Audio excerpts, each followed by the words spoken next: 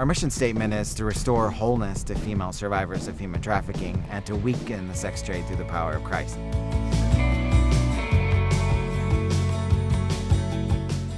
When we had started this journey of even just being on the property, we were just trying to figure out when this would all kind of culminate to having the houses finished. And with Vanderbilt providing the homes back in November of 2016, is that we started the journey, and it's overwhelming a little bit and humbling that we've been able to be part of this and get it to the point where it is right now. These cabins have served an incredibly useful life for Clayton Homes over the years, but I hated to see them just, be put out to pasture, if you will. So we actually, I contacted them and said, you ought to come look at these. We could move these and they might be a perfect fit for you. And so they came and looked at them, and they fell in love with them as well. And as you can see, they could not be a more perfect fit for what they're doing here.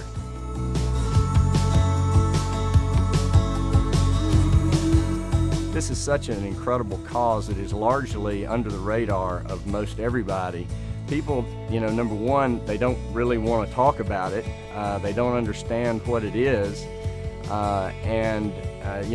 People don't realize that it's the magnitude with which it goes on right in our own areas.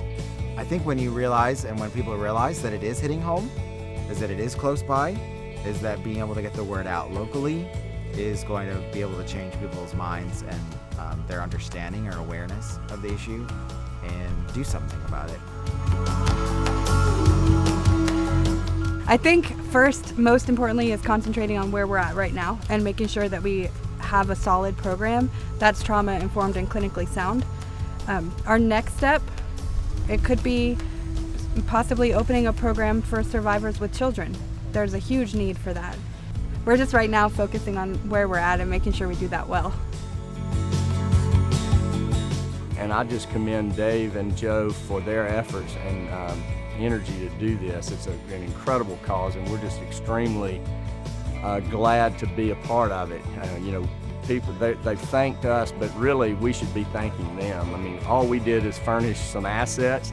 They're taking those assets and putting them to work for a great cause.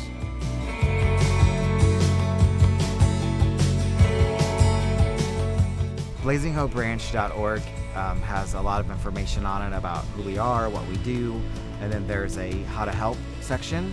So there are lots of different needs that we have physically, and then also different ways that people might be able to give or support us that way.